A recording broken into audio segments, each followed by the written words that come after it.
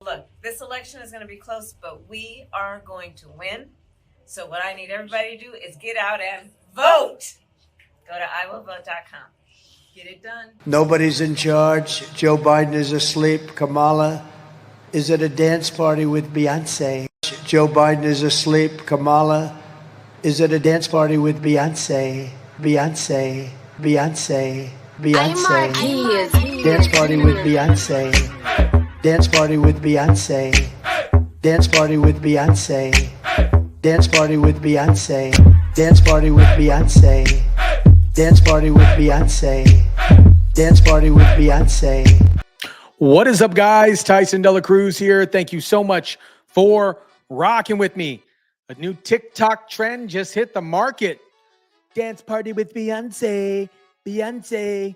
Beyonce. Shout out to everybody watching. Drop your comments down below. Smash the like button if you kindly would. Share, subscribe. So there's been a lot of controversy surrounding the MSG rally.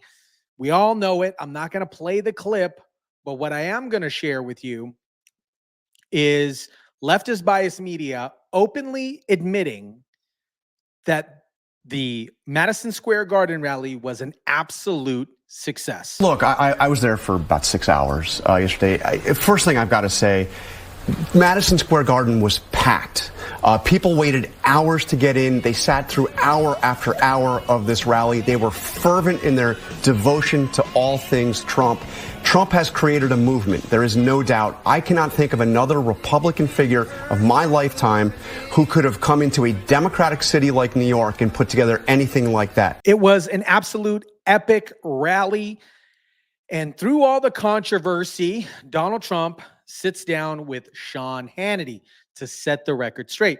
Before we jump into that video, I wanted to share this really quick. If you guys have not joined the Discord group, there's a link for the Discord group in the description down below. We're having lots of fun there. You can connect with like-minded patriots just like yourself. And if you're interested in catching the entire Trump Madison Square Garden rally, I'll place a link for that in the description below.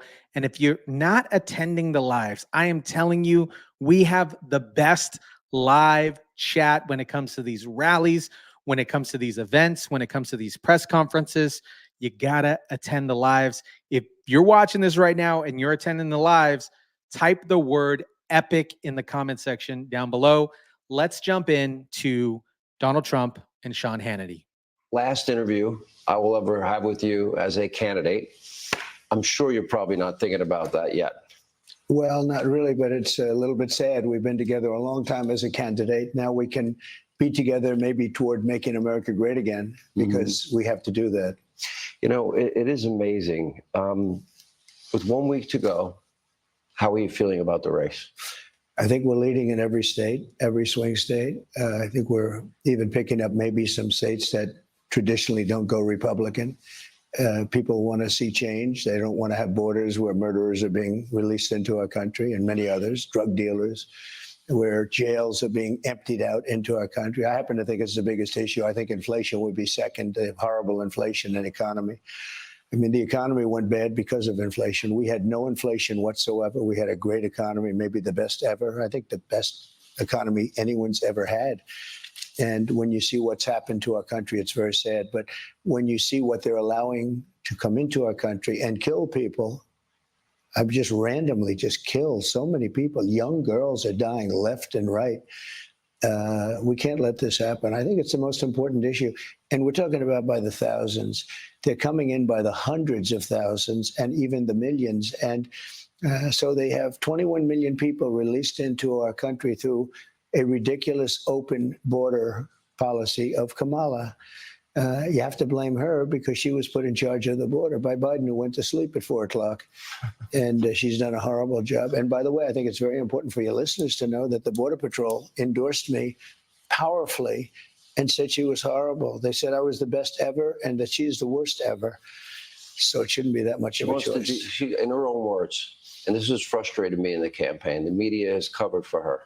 You know, they're an extension of her press office. She has said in her own words she wants to decriminalize illegal immigration, free food, housing, health care, education. Her the running mate legal driver's licenses for illegals, free taxpayer-funded college, free sex change surgeries. Correct. And defund the amnesty. police. And defund the police. Don't forget, she was one of the leaders of defund the police. That means it's in her psyche, defunding the police. We have to do the opposite. We have to let the police do their job. We can't take away their house and their pension and their family and everything else if they are a little bit more aggressive.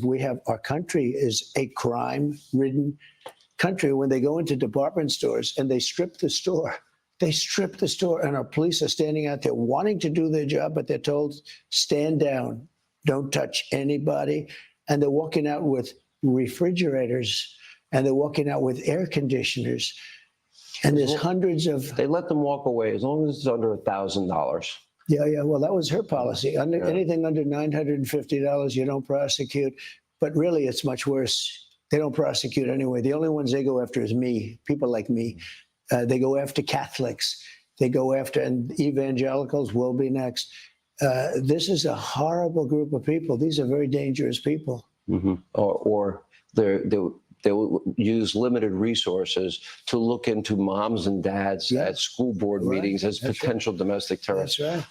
We're now, with the final week of this campaign, we have two very, very different closing arguments that have emerged.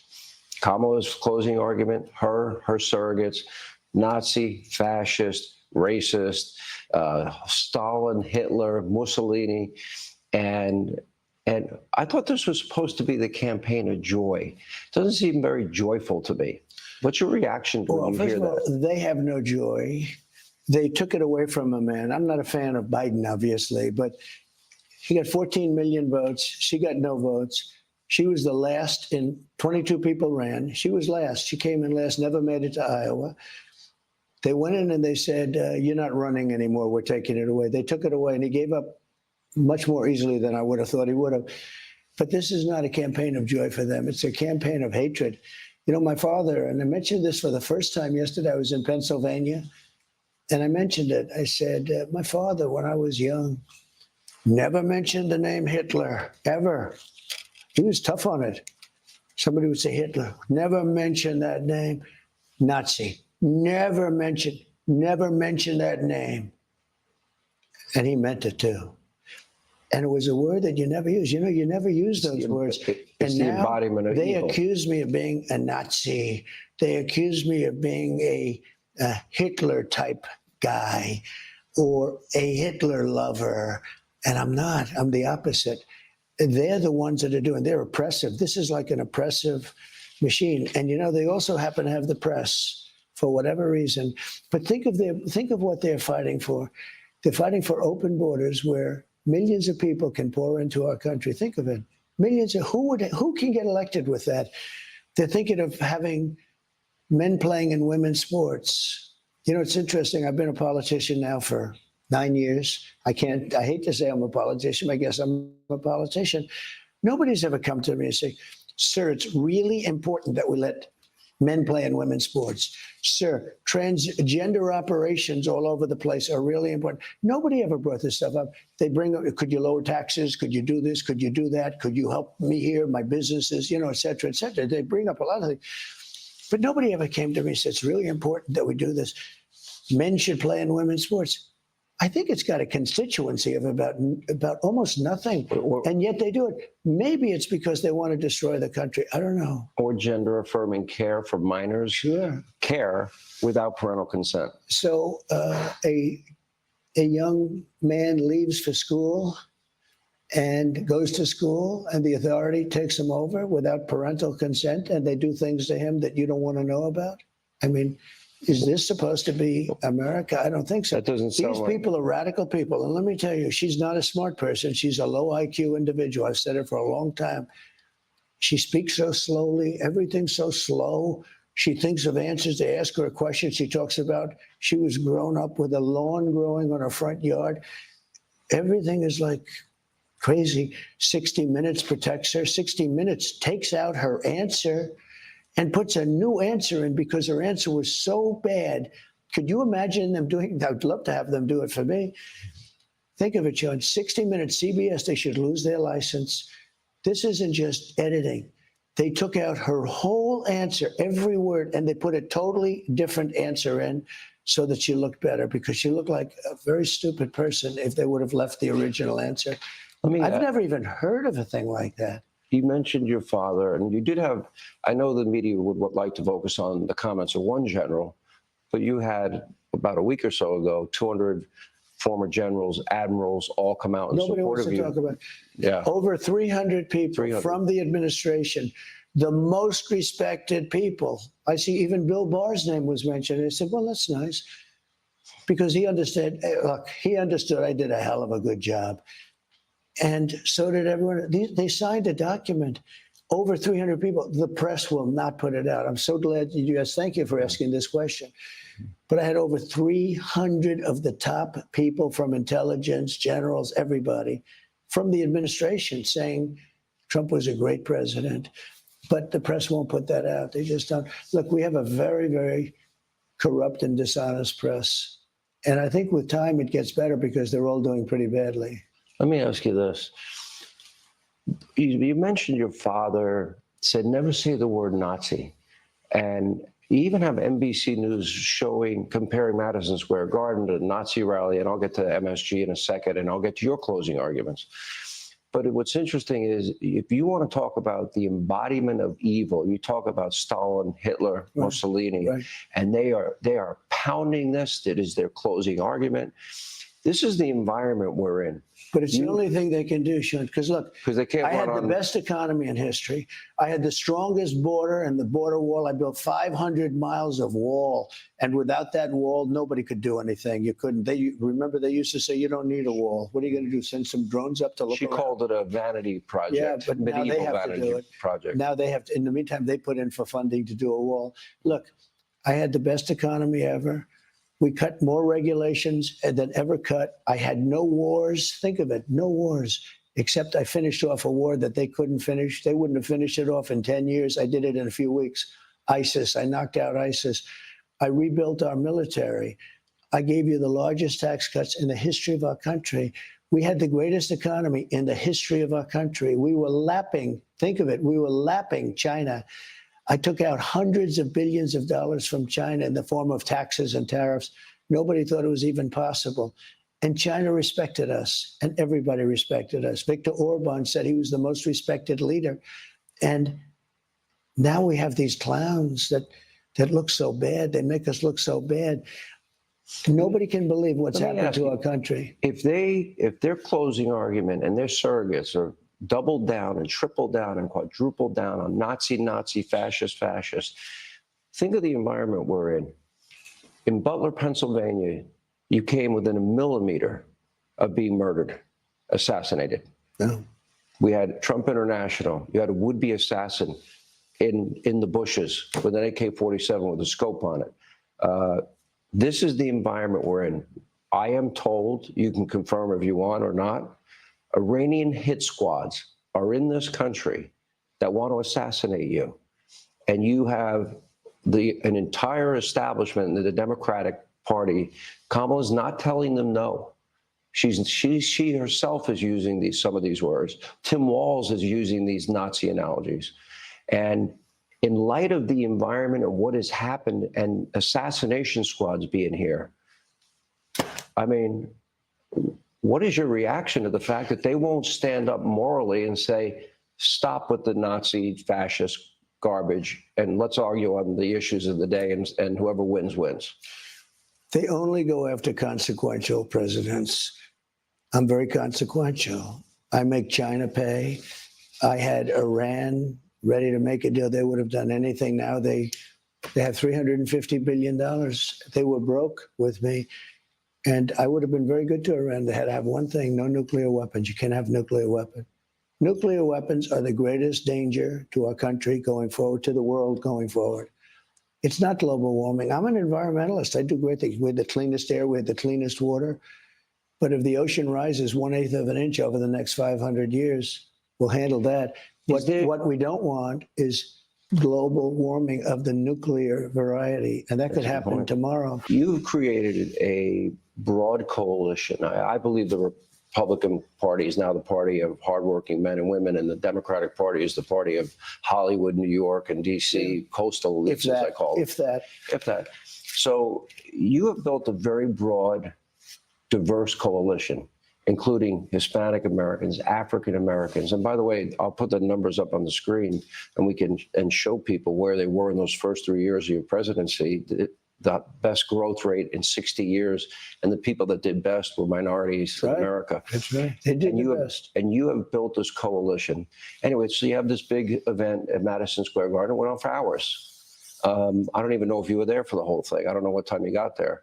I was told and made aware that you had no idea about this comedian who made comments. I have no idea who he is.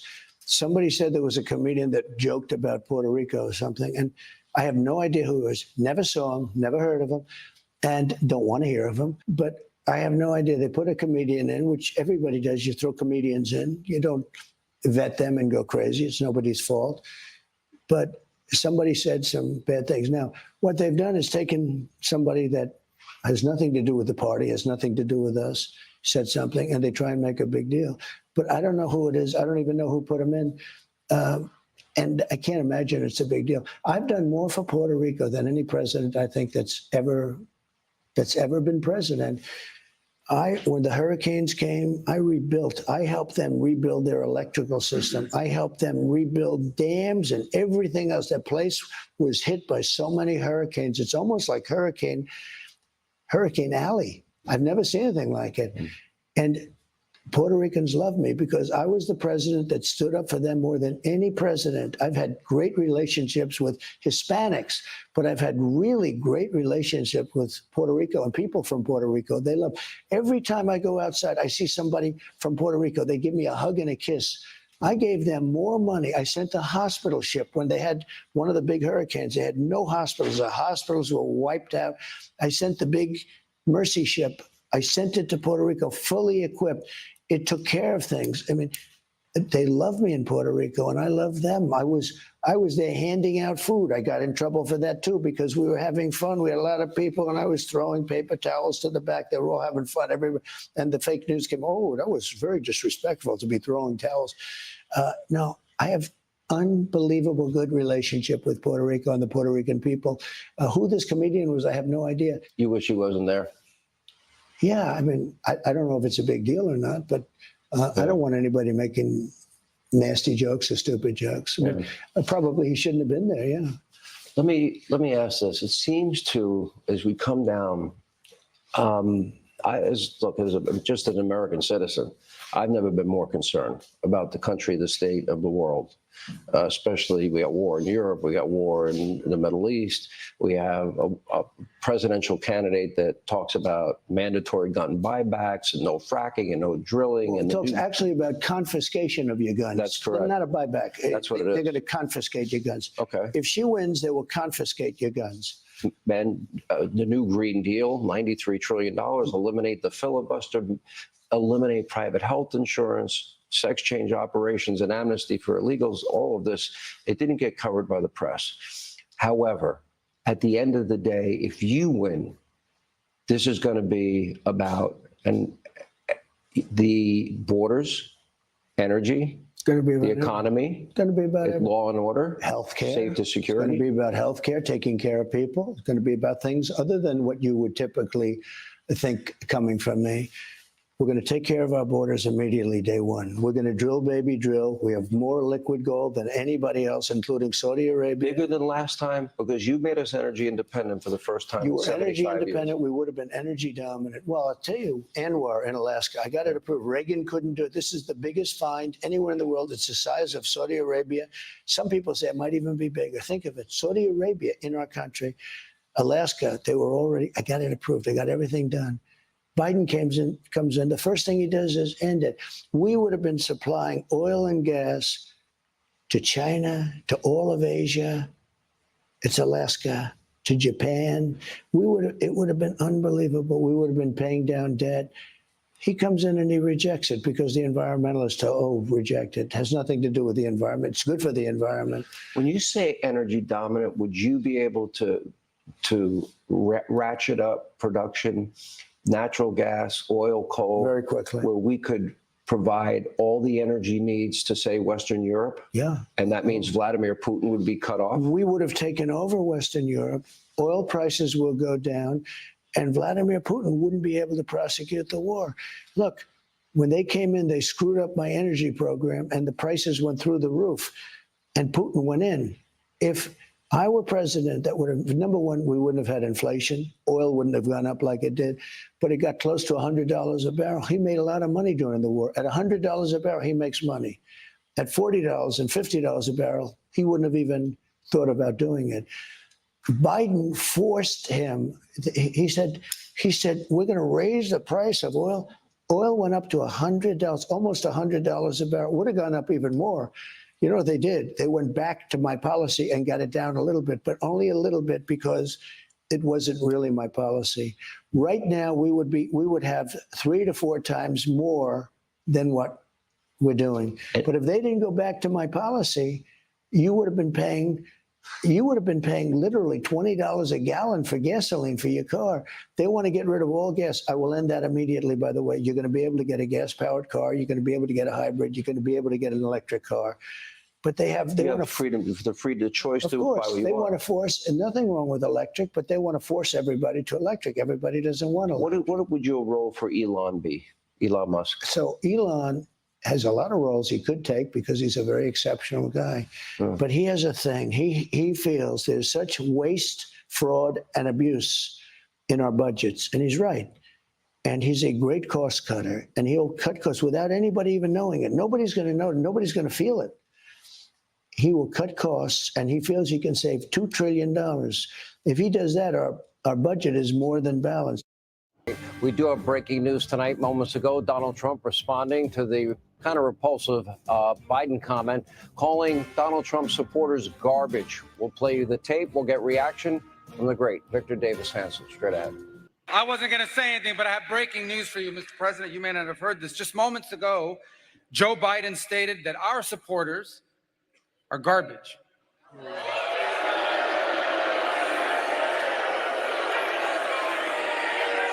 Are garbage.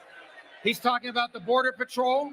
He's talking about nurses. He's talking about teachers. He's talking about everyday Americans who love their country and want to dream big again and support you, Mr. President. Remember Hillary? She said deplorable. And then she said irredeemable, right? But she said deplorable. That didn't work out. Garbage, I think, is worse, right? Wow. Joining us now, senior fellow at the Hoover Institution, Victor Davis Hanson. Wow. So how do you respond to that? The only garbage I see floating out there is Trump supporters calling Donald Trump a Nazi and a fascist and a racist. Aren't they really also saying that his supporters are too? Are they really thinking rhetoric's isn't that what crazy? They really think of anybody that disagrees with them, in spite of Kamala's, new written speech tonight, which I'm sure was, gone over with a fine-tooth comb? Well, that's exactly what they mean when they talk about rallies, because rallies are people, and that's what they're calling Nazis. But this wasn't a mediocre comedian that went off script and gave a poor joke that was kind of repulsive that Trump disowned, didn't know who he was. This wasn't a third party. This was Joe Biden himself, President, the former Democratic nominee, Kamala Harris's boss, and the President of the United States. And this came out the same day when she was telling the nation that she's a unity candidate and she's not going to be divisive. And this comes from Joe Biden, as was pointed out, who had used the term chumps. And if you remember, he went to Pennsylvania in 2020, Sean, and he called the people of Pennsylvania that supported Trump chumps. He called them another time on another occasion dregs. And this follows Pennsylvania voters who were also called clingers by Barack Obama. So there's a pattern here of looking down at the middle class. And, it's very ironic because we're seeing the same iteration this campaign. We got the same actors. We got Biden, who's used the term chumps and dregs. Now he goes to garbage. We've had Hillary. She's used deplorables and irredeemables. Now she's talking about Nazis and fascists. And then we have the Obamas who have used the term clingers. Now they're back again, and they're talking down to African-American men as if they have false consciousness and they're not able to formulate their own independent thoughts. So there's a pattern here of this elite left who talks down and denigrates people of the working class. And that they should ask Kamala Harris tonight, what is your relationship with that comment? That's your president, that's your boss, you disown it, you said you were a unifying candidate. What are you going to do about that? And I think she's been very careful.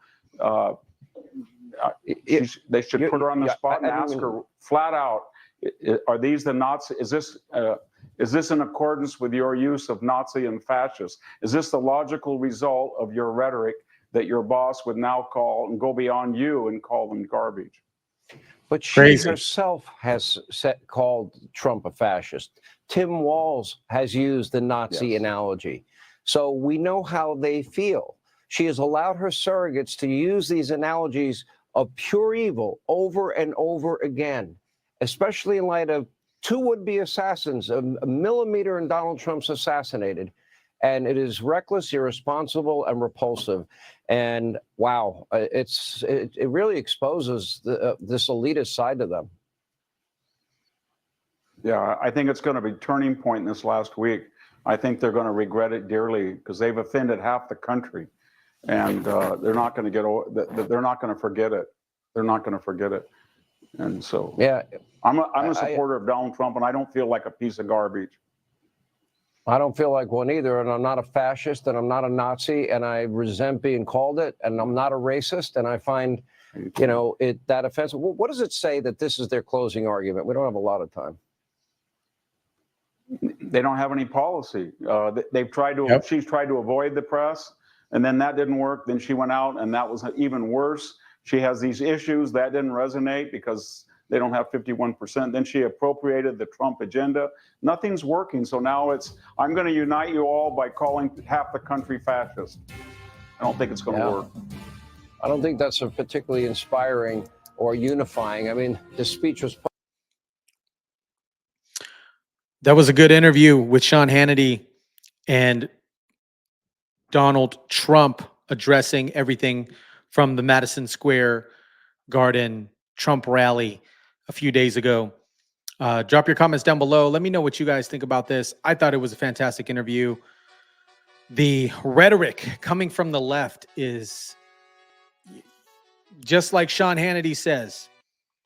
They're claiming to be a party of unity and joy, yet I see no joy. I see no unity coming from that party. I see the opposite of that. Let me know what you guys think about that. Drop your comments down below. Smash a like button. Share, subscribe. And as always, guys, I'll catch you on the next one.